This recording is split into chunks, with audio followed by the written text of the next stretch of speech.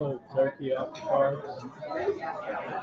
It is. It's like anything else in life, man. You go, whatever you swear off, that's the one thing you want.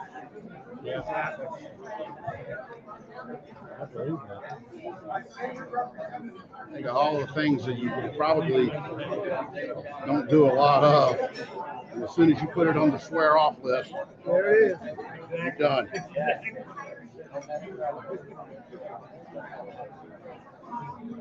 Are you training for anything? I'm just getting back in shape right now. I feel that he knows I tore my bicep back in October, November, so I'm kind of back into. But I'm counting macros right now, so I'm trimming the carbs and kind of put more protein in. And I've already cut almost 4% body fat since the beginning of the year. Wow. I haven't lost a ton of weight, but it's just I've added muscle mass. Yeah, man. But I'm not. I don't know. I'm thinking I might go into the sprint trials or something. I don't know. I'm not really training for anything right now. I did try to get back in shape. I want to do some kind of race. Something like that. Used to be an active compete race, and that's.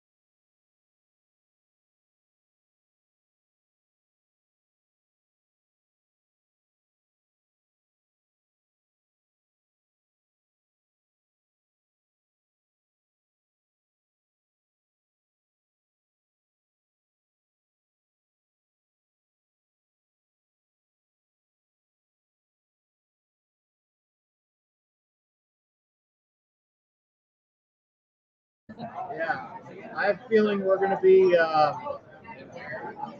have a long road ahead, especially in football with Ben retiring.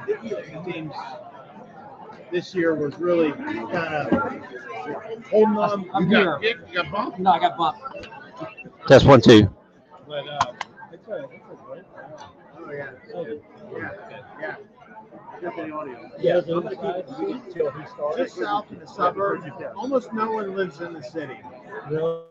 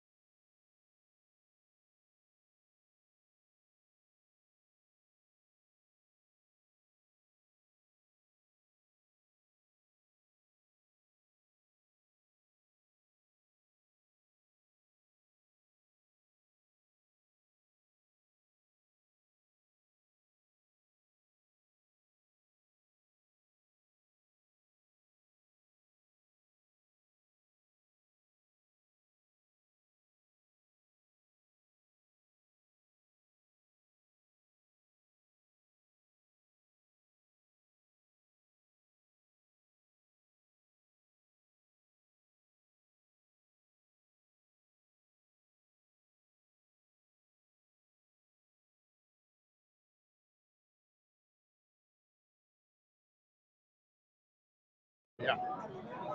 I do. Really get covered up. I don't know that he's done anything definitively wrong, but I don't think they might go win that. I don't. I think both. I think he's caught in the middle of this one. So what I'm doing right now, You know,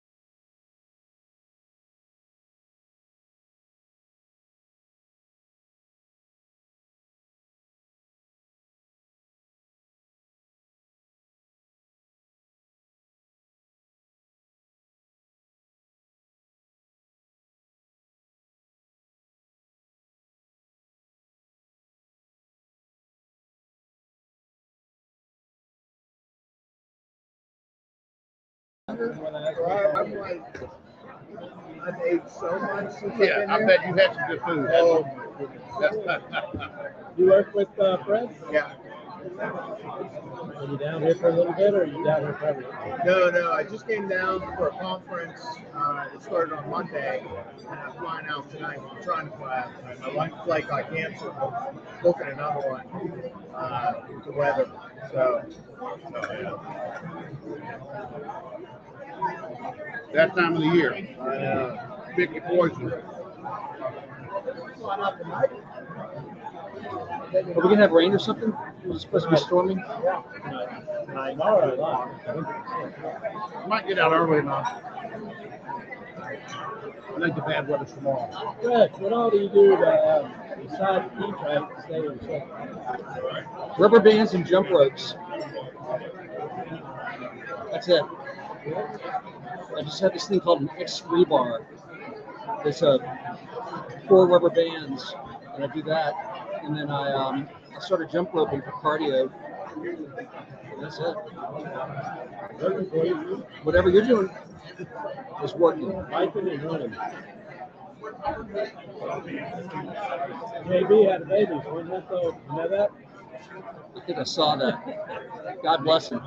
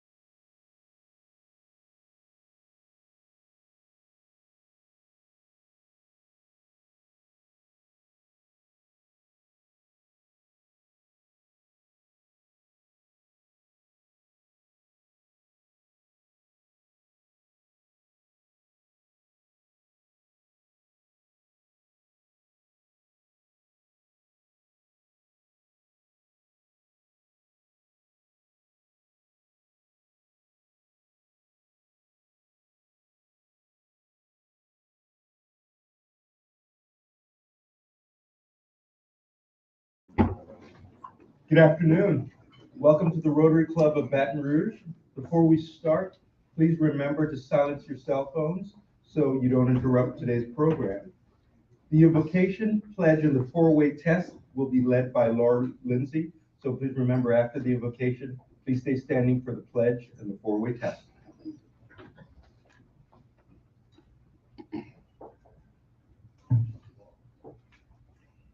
Dear Lord, our lives are filled with the beauty, joy, and challenges that a new year presents.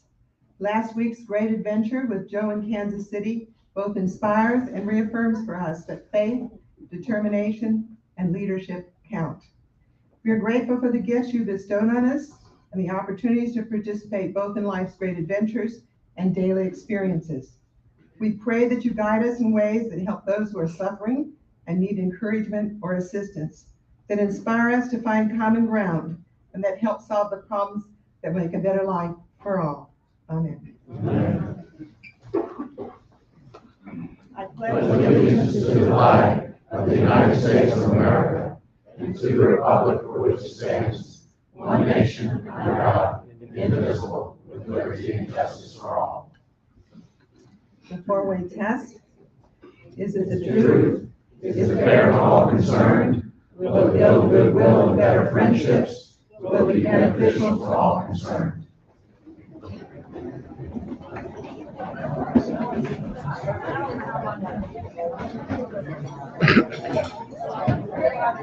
Thank you, Laura. And now Fred will introduce today's guests. We have a handful of guests. I'm going to call your name, you guess. And when I do, please stand up so that you can be recognized. And I ask that everybody hold their applause until the very end. Paul Mawson, Rebecca Bruton, John Burke, George Bahi, Kathy Baker, Linda Gray, Carissa Graves, Stephen Weissenberg. Please stand when I call your name. Holland Brown, remain standing. Philip Kaziyu, Eddie Veal, Elizabeth Ola, Myrna Arroyo, Gwen Shamlin, Hassan Suzuki, Al Lorenzi, and Leonard Warner. Let's give them all a warm welcome.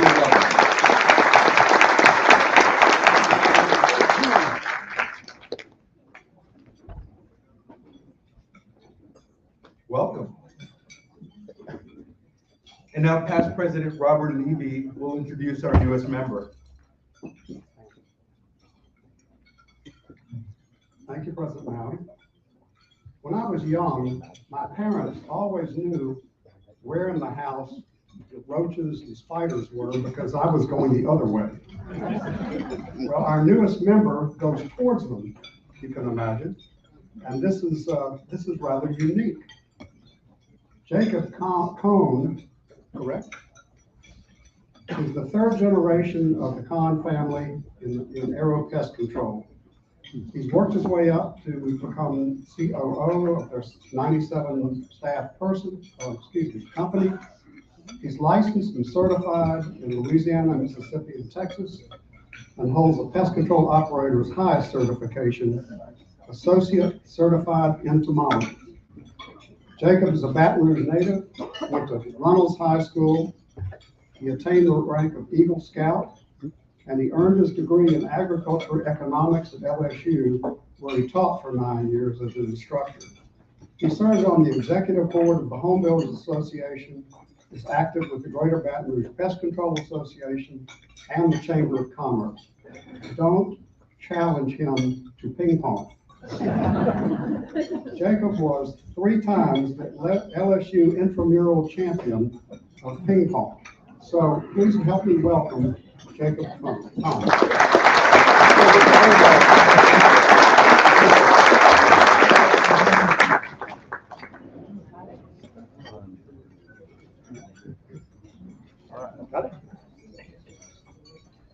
Welcome to the club, Jacob.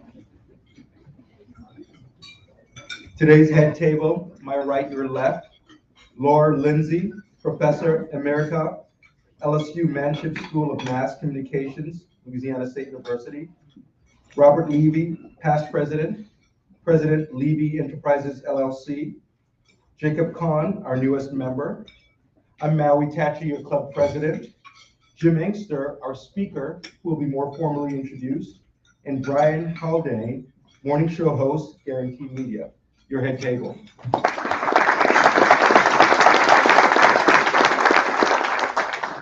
We have several announcements. Membership, new grandfather Stephen Winkler, come on up.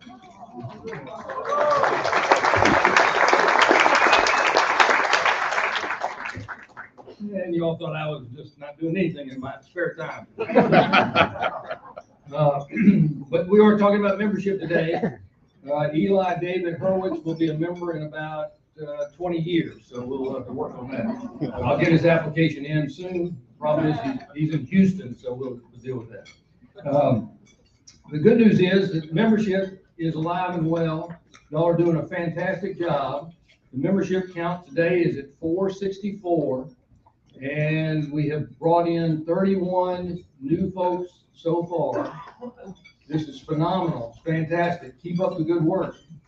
Now, the best part of it is that because of that, each of you who have brought folks in are eligible for the first drawing that I'm going to do today. We're not doing computers. We're going back to pen and paper. As you know, I carry a pocket calendar right here. And in this, it is for dinner. $200 gift certificate at Ruth Chris's. Originally, I was going to have the owner of Ruth Chris's actually here today to present it, but he had some staffing issues, so he wasn't able to make it. But so hopefully we'll get him to come back at some other time, because I know you all would like to have his personal cell phone because you can't get in. So you want to know how to do that. And here's the secret: get on the cancellation list. Get on the cancellation list. You didn't hear that from me. Jacob, would you mind taking in there? And I should tell you that, Jacob, you were going to have some of your people at my house at between 2 and 4 this afternoon. Exactly. All right, the winner of the gift certificate for Ruth Chris's is Charles Spencer. All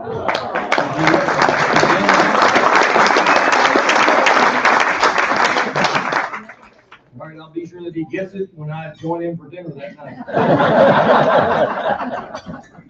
Now, I also have another special gift that I want to go ahead and give while we're here. And that is, so I'm going to ask Jacob if you would draw another name out of there. And this one, you'll remember just a couple of weeks ago, we had the new baseball coach at LSU speak to us. Here we have a signed baseball. Thank you. Trenda Beverly. Beverly, are you in the house? Not in the house. Okay. Well, that one goes also. We'll take care of that. Now, we have this is a special opportunity. For those of you who are familiar with Jim Engster and 9 o'clock every day, Monday through Friday, he does a fabulous program that somebody will be talking about, I'm sure, in just a few moments. The guy from Atlanta that calls in all the time, though, I'm not so sure about him. But anyway, in honor of Jim speaking to us today, WRKF would like to give away a special door prize. It is a rechargeable radio with a solar panel. It is a weather radio, weather emergencies, connected to the emergency information. So if the power's out, the cell phone service is out, this should still be working. So again, this is from WRKF, Public Radio, 89.3 on your dial. And it's on your HD if you really want to listen to the classic, which is the HD radio. But anyway, this is what we want to offer. I'm going to give to away as well. So this is again in honor of Jim Engster for Talk Louisiana. It airs at 9 a.m. on WRKF. And so once again, if you would, please. And the winner, Charlene Montalero.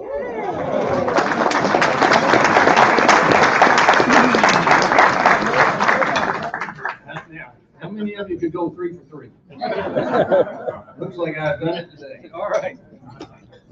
With that, back to you. Thank you very much.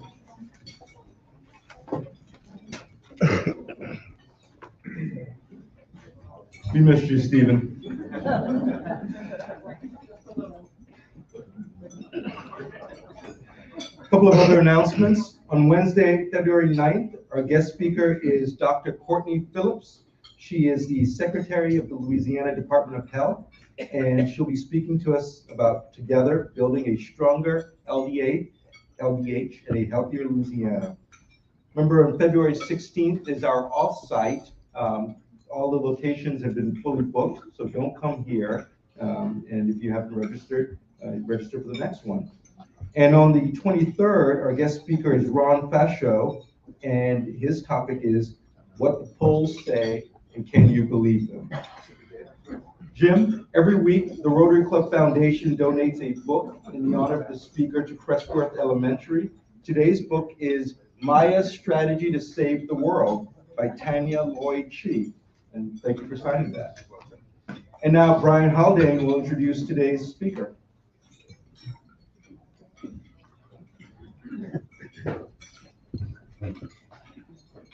Before there was Wikipedia, there was Jim Engster. Jim has an encyclopedic memory and recall of names, dates, middle names, sports statistics, and political history. It's really, you marvel at it. Jim Engster is the owner and president of Louisiana Radio Network and Tiger Rag Magazine. He hosts Talk Louisiana on WRKF, which airs weekdays at 9 a.m. He's the moderator of Governor John Bell Edwards' monthly call-in show, Ask the Governor, though that show is not exclusive to Governor John Bell Edwards. He's been doing that for a number of governors. Jim's the president of the Press Club of Baton Rouge. He's the chair of the LSU Media Board and a board member of the National Association of State Radio Networks. Jim's a 1981 graduate of LSU's School of Journalism, a member of the Manship School Hall of Fame, and the LSU Alumni Hall of Distinction as well. He's covered politics in Louisiana for over 40 years. Jim's been WAFB's political analyst for more than 20 of those years. When it comes to the ins and outs of election night, when it comes to the chess or sometimes checkers moves of our state legislature, Baton Rouge turns to Jim before they turn to anyone else. Speaking as someone who works in the industry, so do I. The man has a talent for interviewing that I'm amazed by constantly. While most of us have to coax information out of a guest, Jim has a superpower that is basically pumping truth serum through a fire hose. He's here to talk to us about the redistricting process, though I'm sure recent headlines are going to inch their way into this presentation. Now, if I were as good at my job as he is at his, I could tell you what the R stands for, but Rotary, it's my honor to introduce to you James R. Engster. Yeah.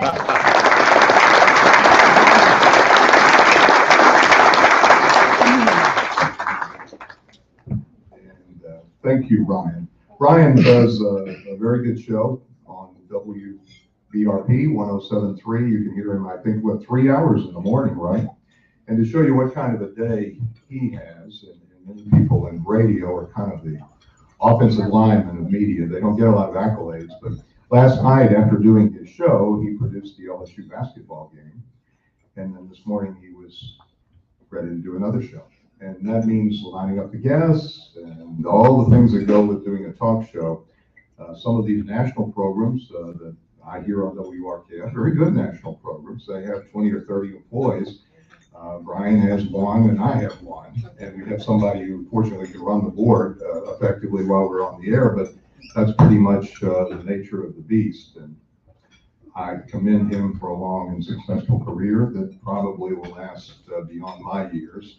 But I hope to be around for a little longer, and I counted this is the 7th time I've been honored to speak to this group. And for anybody who is discontent with Louisiana, they should be in this room, because we not only have an immense amount of brain power, we have some quality individuals that should make us feel good about our community, which often takes a bath when it comes to the bad headlines we receive.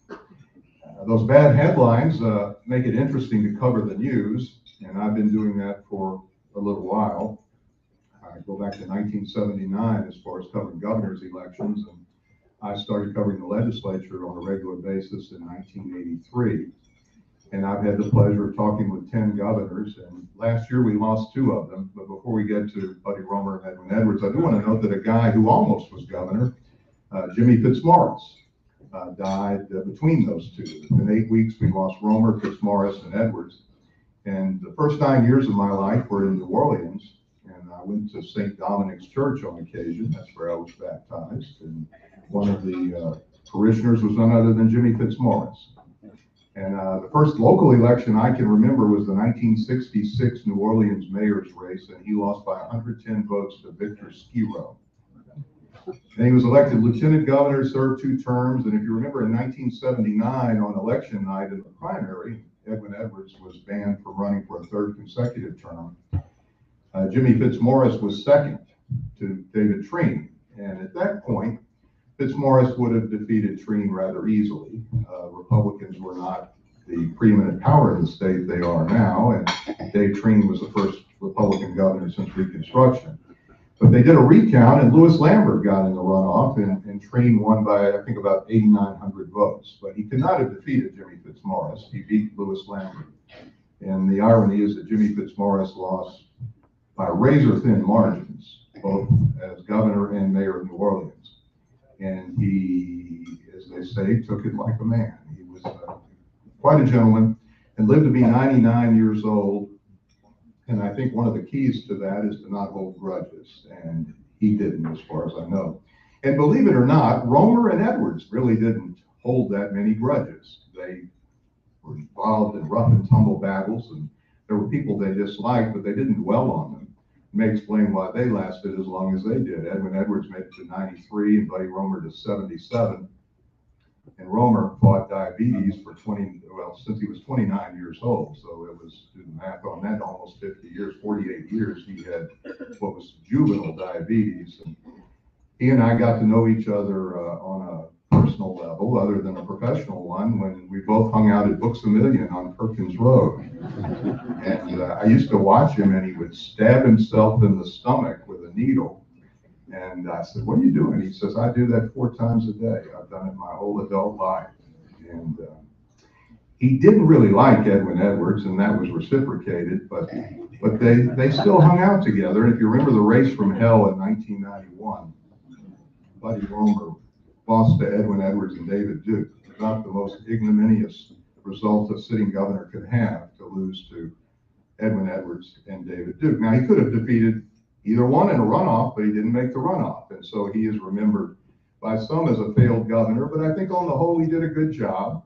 He switched parties in the middle of his term. He was not a good politician in some ways, because he was a person who switched parties as became a Democrat. He was elected as a Democrat, became a Republican. And then he immediately vetoed 2 abortion bills, which sealed his fate. And for a Republican to do that in Louisiana is not a good political move, and he found out the hard way. He did tell me that October 18th was a day he tried to stay away from, because it was the birthday of his 2 ex-wives. It was the birthday of Raymond Strother, who he blamed for his defeat in 1991. And it was the birthday of Lee Harvey Oswald, who shot his hero, John Kennedy.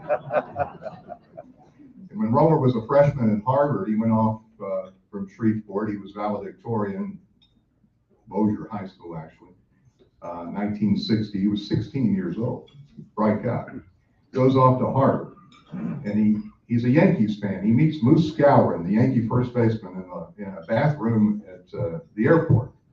And he's so enthused about Moose Skowron, he had been washing his hands, and his dad had given him a Rolex. He finished first in his class. He got a new Rolex for his accomplishment. He'd taken his watch off to wash his hands. He goes over and shakes hands with Moose Skowron. He comes back, the Rolex is gone. But he was a fascinating fellow, and he, of course, had this long relationship with Edwin Edwards. His father was his commissioner of administration. Romer knew him well. And to tell you a story, and I don't think it's terribly bad, but Edwards, when he was elected, as we know, he was a single guy, and he had his girlfriend, who became his second wife, Candy, living with him in the mansion. But he was, shall we say, surveying his options. And Romer and Edwards were playing in these high-stakes poker games on Perkins Road. Billy Wright was involved with those, another great character from Louisiana. And Romer would leave Books A Million to go to the poker game and come back. And he said, "You'll never believe what happened tonight." He says, Edwin comes in and he is just reeking of perfume. And he said, "Well, Governor, where you been?" And Edward said, "What do you mean?" He goes, "Well, I can smell it all over you." And he goes, "Well, we got to do something about that." And Romer in those days was a smoker.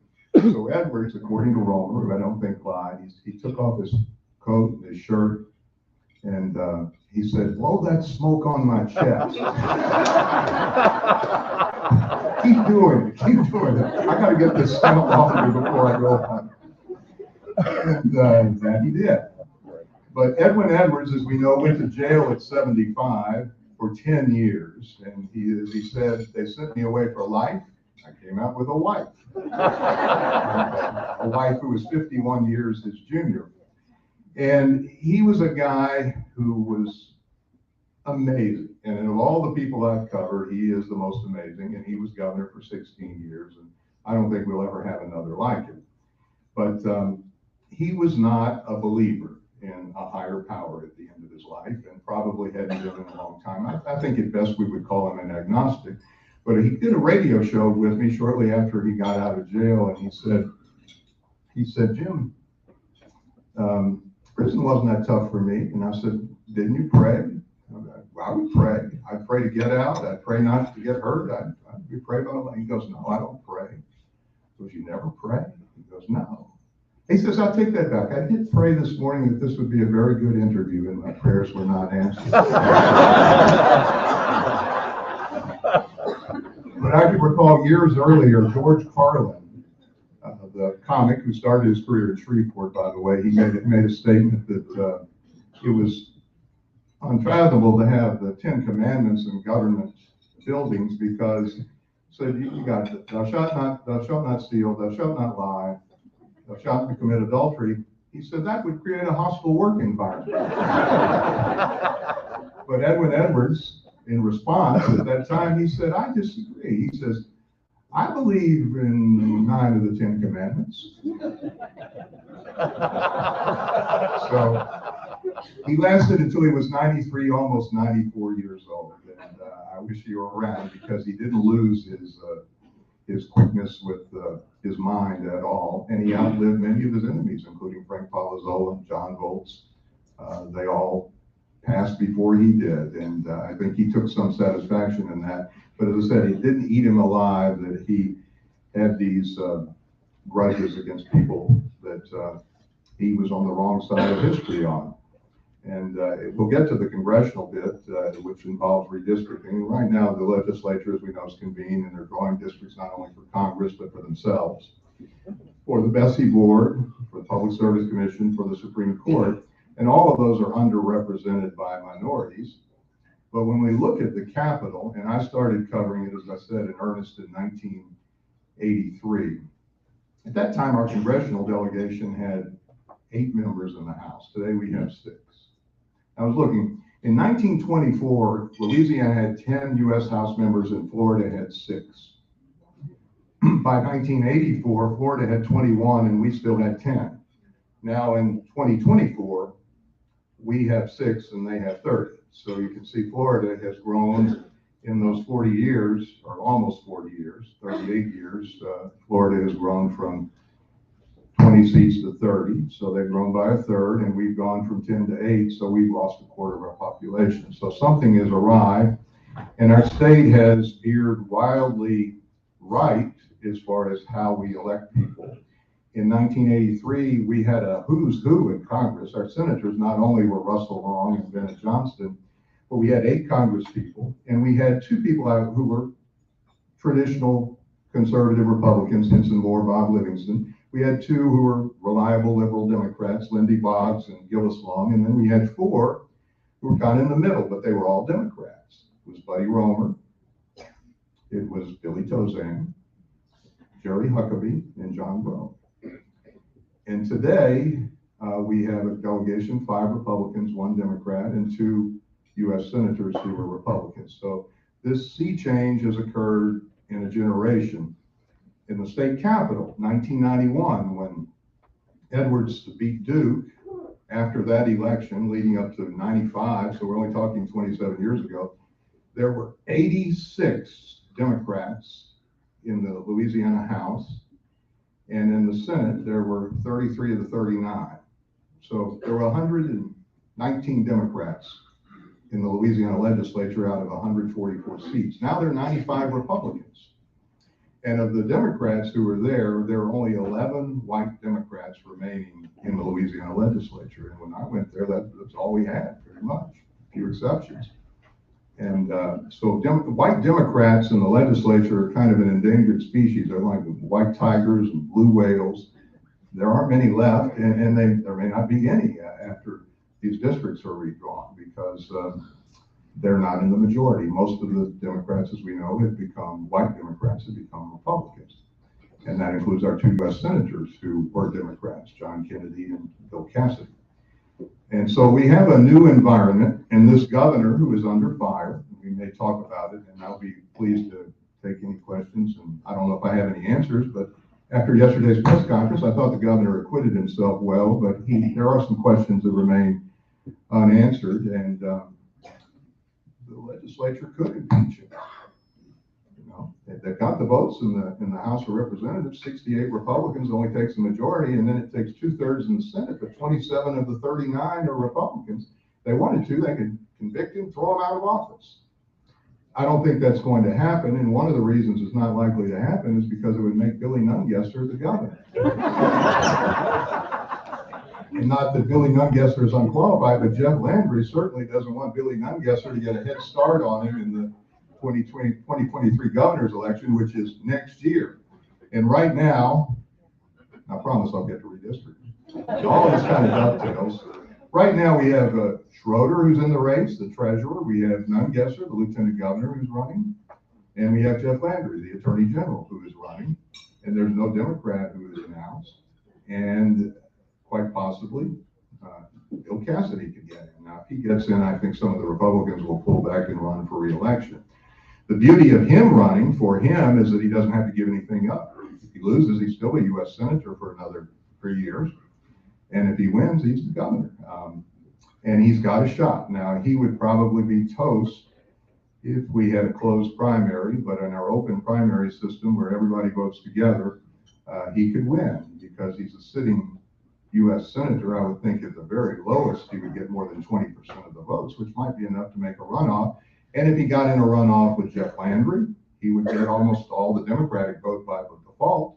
And so Cassidy is well positioned if he wants to run for governor, and there are indications that he is at least looking at it. So this will be a fascinating thing that will happen over the next 6 months. But it would probably cause some of those incumbents who are leaving their positions, risking their positions to run for governor, to pull back and not run for governor and seek either re-election to attorney general or lieutenant governor or to treasurer. I think Landry is probably too far in. He's probably going to run, and he will be a formidable candidate should he do so.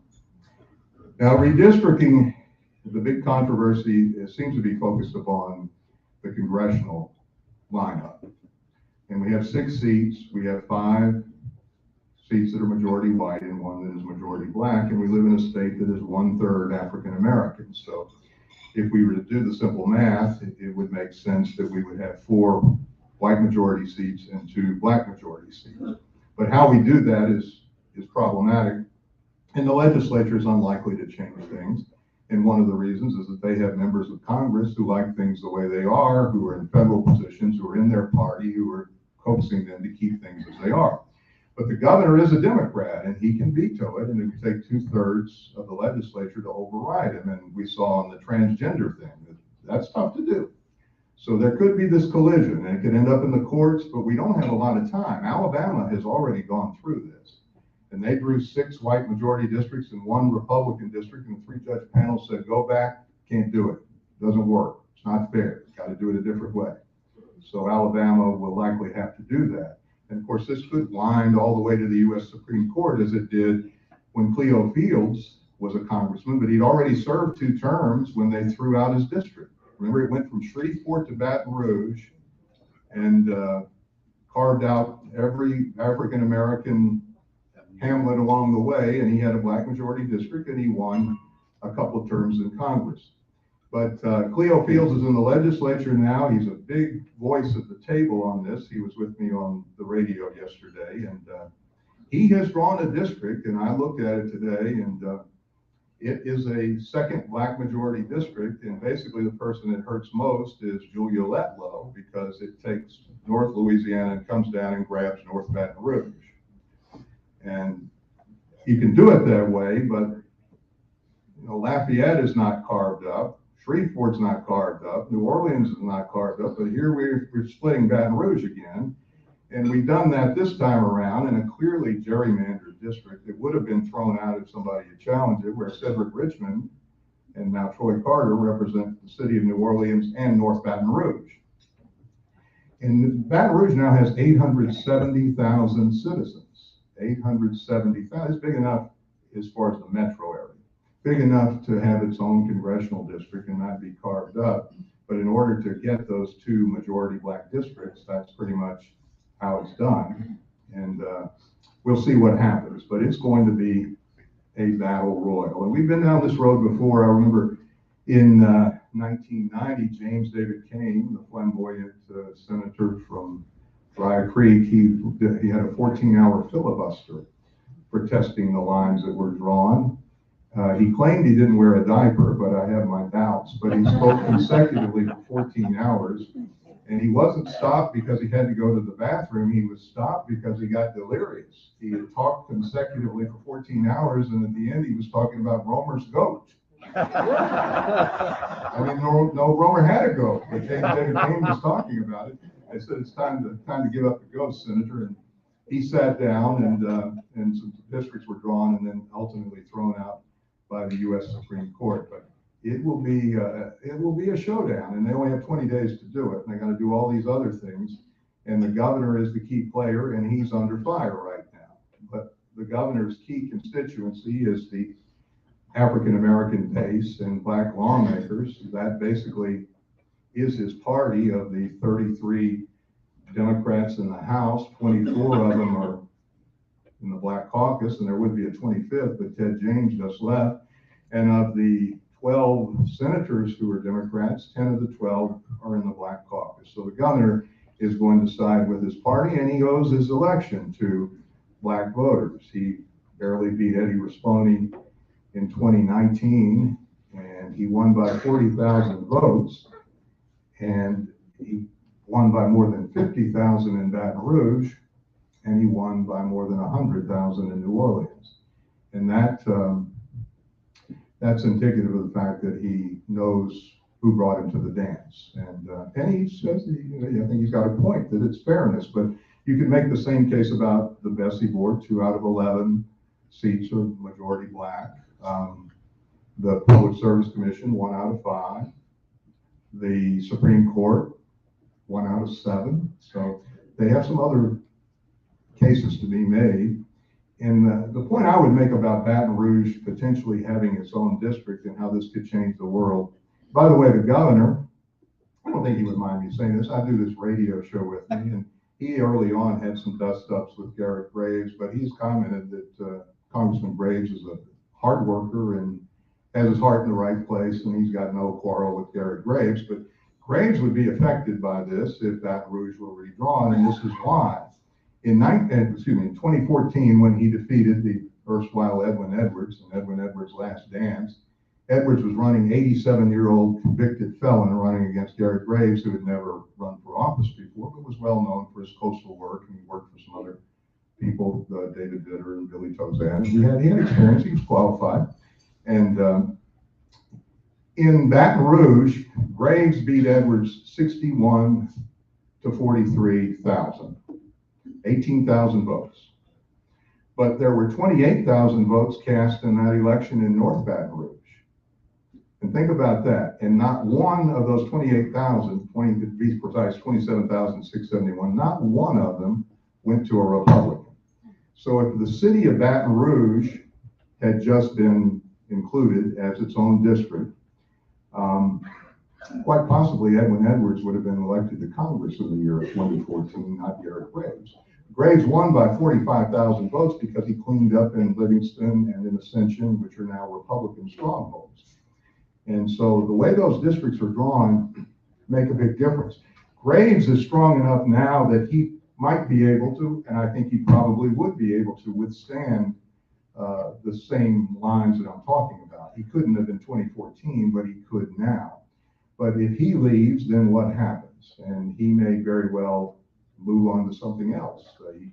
If Cassidy were elected governor, I would think Graves would be a strong bet to be appointed by Cassidy to be the next U.S. senator.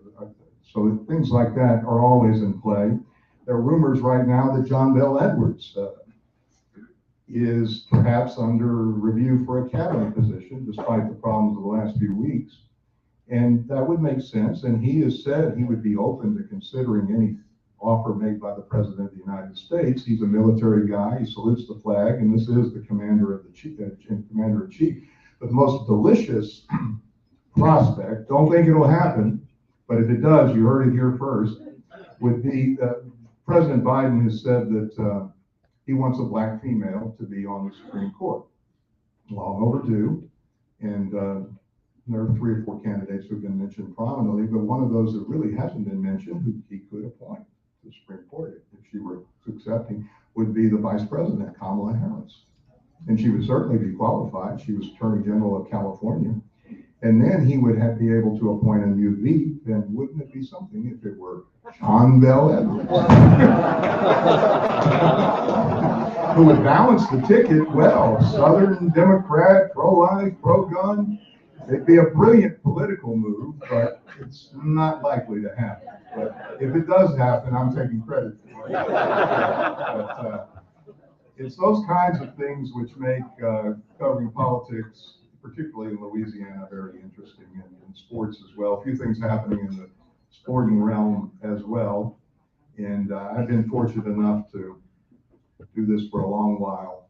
And I don't think I would have had the staying power if I'd done it in another state. And since it's 2/2/22, I'll always remember where I spoke on Groundhog Day, 2/2/22. And the next Wednesday that matches up like that is 5/5/55. So I hope you'll invite me back to 33 years. And Brian will introduce me again. And we'll both still be in the game. But it is an honor and a pleasure not only to be with you today, but be a member of your group. And let's keep going, and let's do our best to make our place, our city, a better place. So God bless you. Thank you. And I don't know, do we have any time? We have time? So if you have, yes, sir.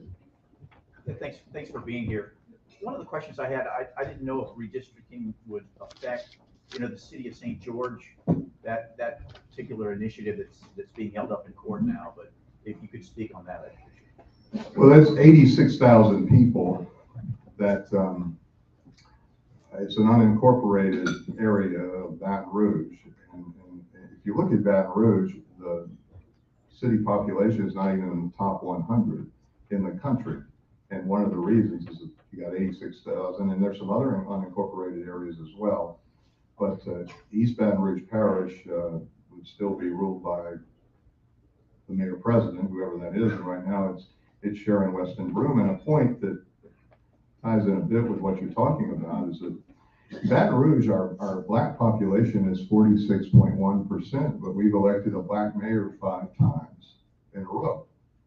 And I don't think it's not always necessary to have a black majority to elect a black person. And in the Louisiana legislature right now, there are 3 House members who are white serving in majority black districts. So I think the big thing is to make it competitive. And one thing it would do, for example, if Garrett Graves were in a more competitive district, he would have to listen to the other side a bit more. And the same is true of Troy Carter. If he were in a district that wasn't a laydown, he'd have to listen to the other side. And this is a phenomenon all over the country right now, that these districts are drawn and the other side doesn't have to even pay attention to the competing party. And we're talking about 2 parties. They're more concerned about being primary, about being defeated within their own party. So right now, John Kennedy's running for the U.S. Senate, and he's raised $11 million, and the election is November 8th, and his opponent's got, Luke Nixon's got 200,000, and Gary Chambers has less than that. The way to beat Kennedy isn't to put in a bunch of Democrats. The way to beat him is to get some Republicans in the race. Right now, there are no Republicans. So I think John Kennedy is on cruise control to winning another term when he'll be 71 years old. By the way, the oldest U.S. senator we've had since Allen Ellender croaked in office in 1972. Certainly, we don't wish that on our junior senator. Boyd? What's your prospects for a bridge? For new bridge? Well, we've got infrastructure money. The governor's put aside $500 million. He wants to get it a start, and I think it'll happen. But I don't know. I may speak at the Rotary Club in 2055 before. We still call the Horace Wilkinson Bridge the new bridge. It was built in 1971. We didn't have a big 50-year celebration last year for the Horace Wilkinson Bridge. But you know, there's a beautiful bridge over St. Francisville, and I know some of you are from that area, but I think only 3,000 or 4,000 people a day travel that. Why wasn't that bridge built a little closer to where the action is? But I think it'll happen, but it's a very expensive proposition, and it's fraught with a lot of political intrigue, and it may take some time. And even if they got full-fledged approval, you just don't build a bridge overnight. But eventually it'll happen. And by then our city will probably have twice as many people and we'll have the same problems. So I don't know that anybody in this room will ever see a day when Baton Rouge doesn't have traffic woes. Yes, sir. How is the governor going to wriggle past this green? Ronald Green? Well, I don't know that he would say it's wriggling past. I doubt very seriously. I don't think he obstructed justice, and I don't think that he did anything that is culpable in a court of law, but he didn't get in front of this, and this is his first unforced error as governor, and he's playing a bad hand with 95 members of the opposition party out to bring him down. But on the other hand, and I like our governor. I'm especially appreciative that he chose our show, Paul Barber, to announce his candidacy in 2013, inadvertently, but he did it on our radio show. But that text message that he got in May of 2019, he is the consummate delegator. He's a military guy. He lets his people do their things. He governs like a general, but I think most people who got a text message like that would have followed up and gotten down in the weeds and tried to get to the bottom of what was going on. But he didn't do that. And yesterday, I thought the questions were good. And I'll say this too, is that now there are so few media people. When I started going to Governor Edwards, there were 25 media people around him all the time. And he went through what this Governor Edwards did every day. And he loved it, and he was good at it. But now sometimes when somebody at a press conference, I see this in sports too, if they ask a tough question, all the media people are looking at like, what got into John Burke over there? But I think that a good question would have been, what would you do differently? And nobody asked that question because he was on the defensive the whole time, and he made a good case for he didn't do anything criminal, and I don't think he did.